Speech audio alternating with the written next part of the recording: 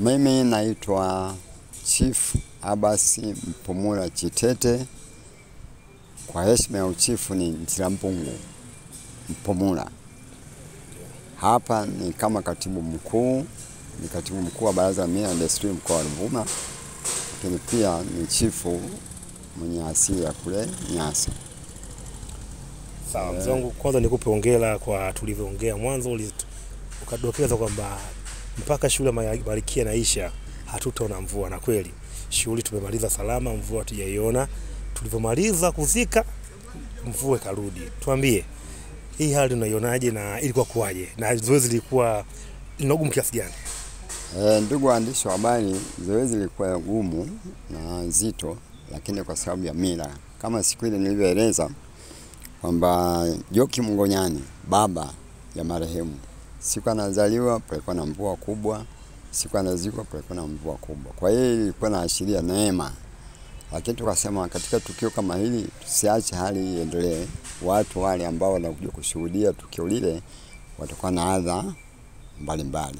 Kwa hiyo tukakubaliana na mkuu wa mkoa yeye mwenyewe.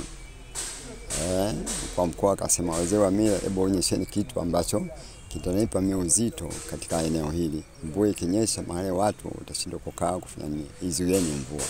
Kwa hiyo wazee wa mila tukaingia kazini.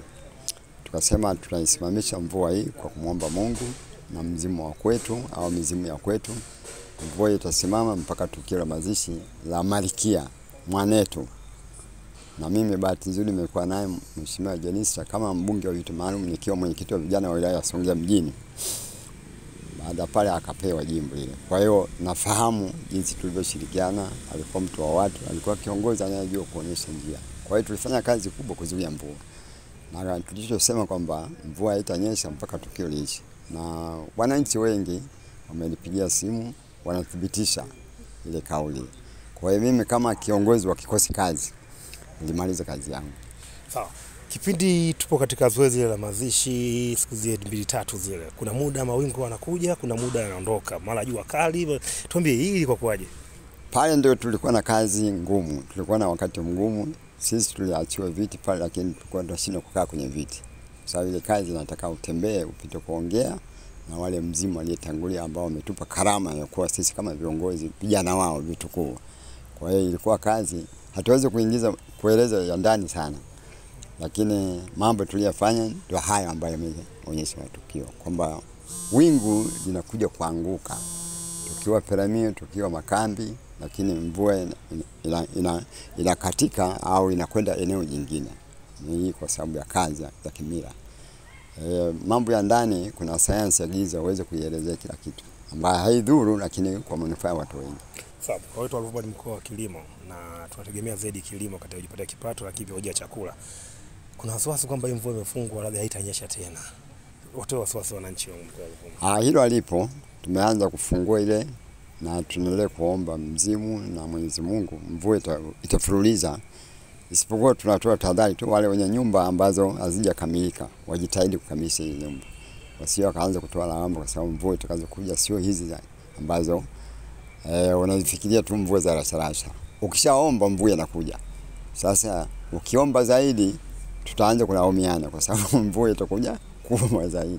Kwa hiyo mvua itaendelea, na mimi ninayeongea ni miongoni wa wale ambao wanalima, na mimi na kazi yangu kule zaidi ya 4 nalima kule Mchangimbole na mbele nyuma. Mahindi yameanza kunyauka, lakini kwa tukio la siku 2-3 tu tunamwomba Mungu kwamba mvua hizi ambazo zitaendelea kunyesha, na kwa maombi ambayo tunaendelea kuongea wazee wa mila, tukiongea na mizimu na Mwenyezi Mungu anatuona, mvua itaendelea kunyesha. Sawa, unalipa kuambia vijana ambao kwa sasa hivi hawaamini mila, wanaamini ni mambo tu achukua kawaida kuhusu mila. Vijana waache mchezo huo. Hii sayansi na teknolojia sisi tumepitia zamani kuliko wao. Kwa hiyo wanapopuuza mila wanatafuta maisha yao yaende vibaya. Mfano, ndugu zangu wa Nyakyusa na wale wa Chaga kila mwaka Christmas kwenda nyumbani kufuata mila. Sasa nitamshangaa kijana wa Kingoni au Mihao asijue mila ni nini au akapuuza wazee. Na wakasema hao wazee wamepitwa na wakati. Yeye ndiye amepitwa na wakati. Lakini asichezee moto.